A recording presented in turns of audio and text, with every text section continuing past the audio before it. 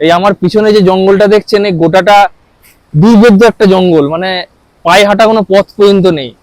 তবু মনের জিজ্ঞাসা থেকে যে এর পরে কি আছে, তারপরে কি আছে, এইভাবে করতে করতে আমি এই জায়গাটায় এসে পৌঁছেছি। এটা বিরাট বড় পাথর।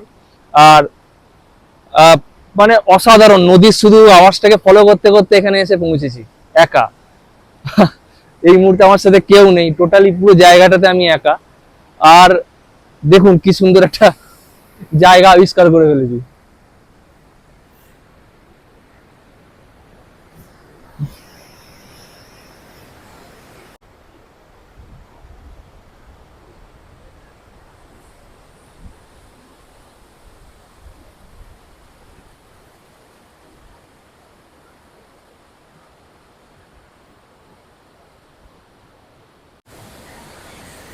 এই হলো লিটিল রঞ্জিত রিভার। আর এই গোটা ভিডিও জুড়ে থাকবে এরই গল্প। আমরা এখানে বেড়াতে এসেছি, দার্জিলিং জেলার একটি প্রত্যন্ত এলাকা, একদম অফবিট। আর এখানে একটা হোমস্টে রয়েছে খুব সুন্দর, নাম হচ্ছে লিটিল রঞ্জিত হোমস্টে। সেখান থেকেও অনেকটা ঘুরতে ঘুরতে ঘুরতে ঘুরতে একা বেরিয়েছিলাম, চলে এসেছি। গোটা ব্লগ জুড়ে প্রচুর গল্প থাকবে। আহ, যা কিছু আমি দেখছি আপনাদেরকে দেখানোর চেষ্টা করব। অত ফর্মাল থাকবে না, শুধু গল্প আর ছবি দিয়ে গল্প, ঠিক আছে? তাই সঙ্গে থাকুন, দেখতে থাকুন এই ব্লগটি, আশা করি খুব ভালো লাগবে।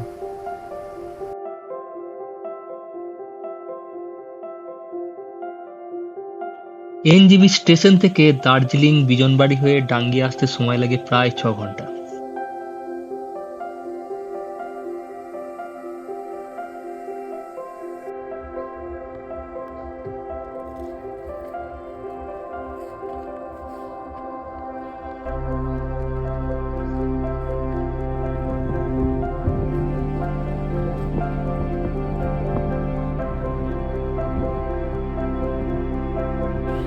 দার্জিলিং এর পর থেকেই প্রত্যন্ত এই জায়গাগুলির রাস্তা কিন্তু বেশ খারাপ।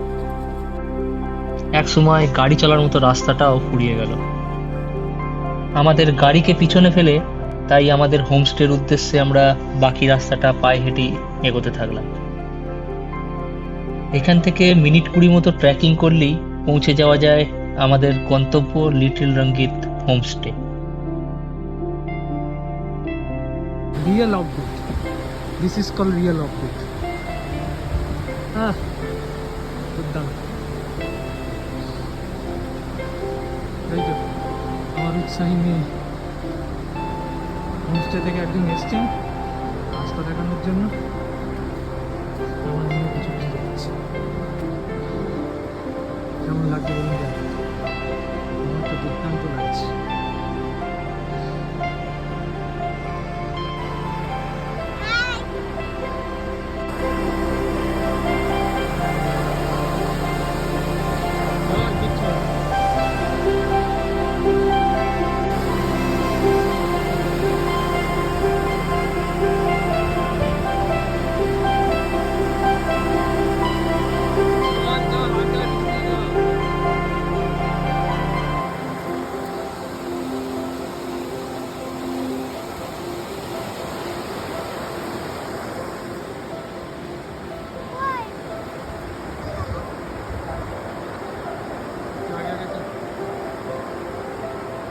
আস্তে আস্তে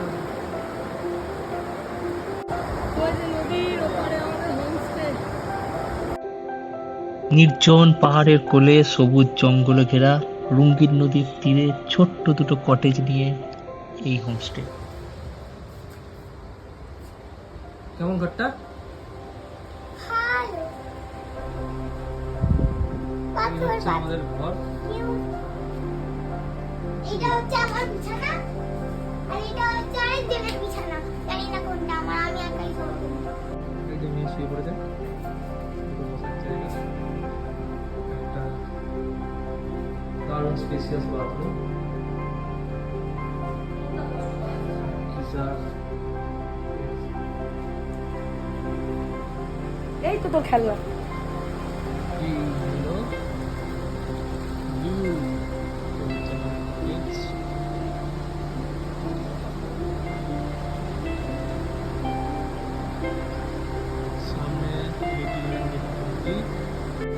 ওই দেখো বক। ওই বাবু মাছ খায়।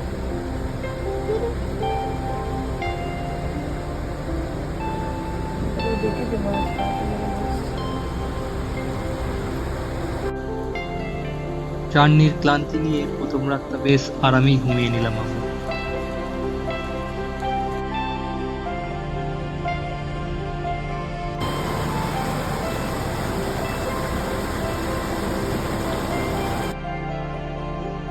ঘুম থেকে আজ উঠতে একটু বেলাই হলো, আর আজ দিনটাও কিন্তু বেশ মেঘলা, কুয়াশা কুয়াশা।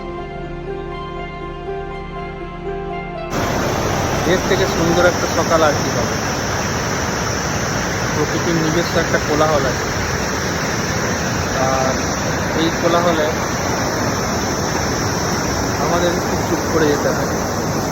নিস্তব্ধতা, যান্ত্রিকতা এখানে একটু শেষ করে দিতে হয়। একদিকে জঙ্গলে ঝিঝি পোকার ডাক, আর বয়ে চলা এই পাহাড়ি নদী, তার বুকে ছোট্ট ছোট্ট দুটো কটেজ, আর প্রকৃতির অপরূপ সৌন্দর্যে তুলে থাকা।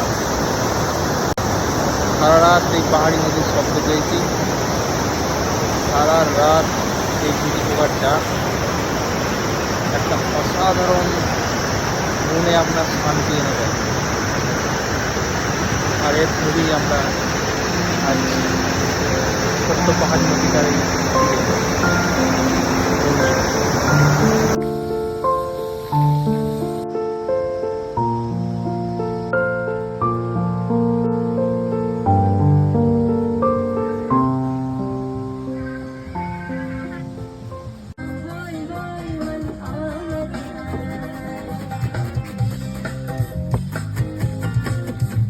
क्या बन रहा है? रोटी सब्जी। रोटी का रोटी में पूरी पूरी। अच्छा पूरी सब्जी। संभल तो जाएगा पर संभले नहीं।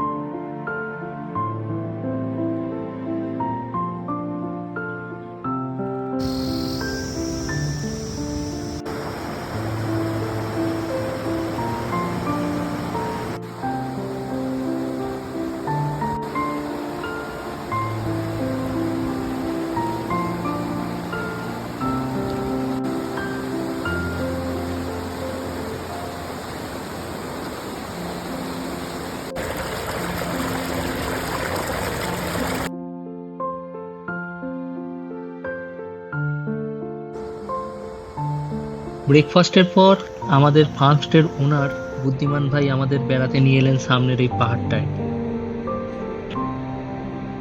এক আকাশ মেঘ যেন পাহাড়টাকে আগলে রেখেছে।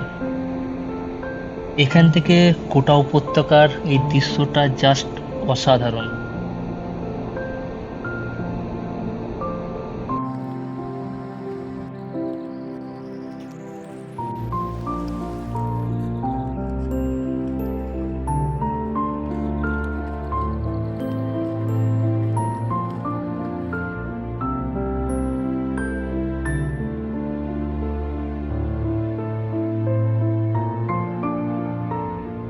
এটা মিম টি স্টেটের চা বাগান।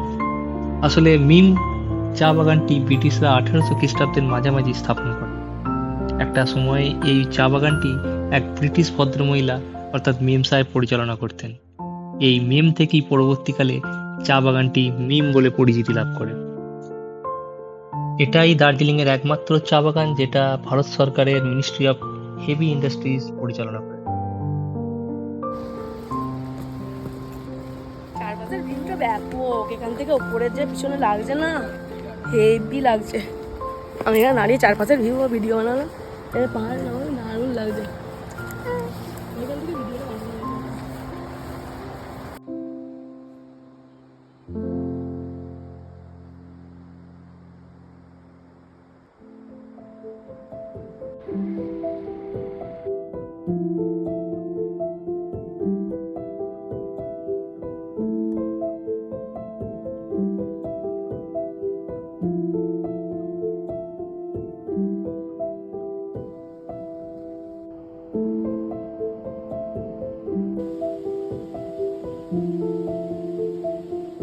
আর এভাবেই কিছু দৃশ্য ক্যামেরায় আর কিছু মুহূর্তদের বুকে বন্দি করে আমরা আবার ফিরে চললাম আমাদের হোমস্টের দিকে।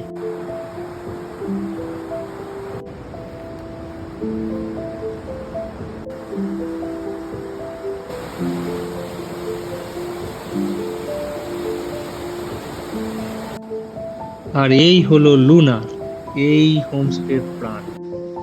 বুদ্ধিভাই নিজে হাতে অ্যাঞ্জেলের জন্য গাছ থেকে কিছু পেয়ারা পেড়ে দিলেন, আর সেই পেয়ারা পেয়ে অ্যাঞ্জেল তো দারুণ খুশি। দুপুরের পর এখানে এক পশলা বৃষ্টি হয়ে গেল, তাই দুপুর আর বিকেলটা আমরা ঘরেতেই বসে কাটিয়ে দিলাম।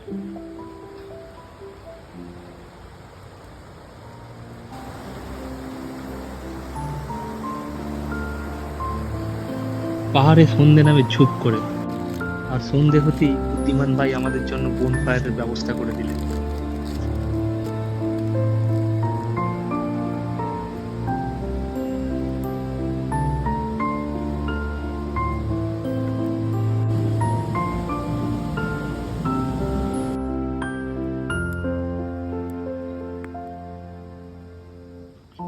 আমরাও গরম গরম চা স্ন্যাক্সের সাথে এই ঠান্ডায় জ্বলন্ত আগুনের উত্তাপ উপভোগ করতে করতে সন্ধ্যেটা বেশ কাটিয়ে দিলাম। আজ বিকেলে এক পশলা বৃষ্টি হওয়ায় রাতের আকাশটা এখন দারুণ পরিষ্কার। এই পরিবেশ আর এই প্রকৃতিকে ক্যামেরায় বন্দি করে রাখতে তাই কিছু ছবি তুলে রাখলাম। ছবিগুলো কেমন হয়েছে কমেন্টে অবশ্যই জানাবেন।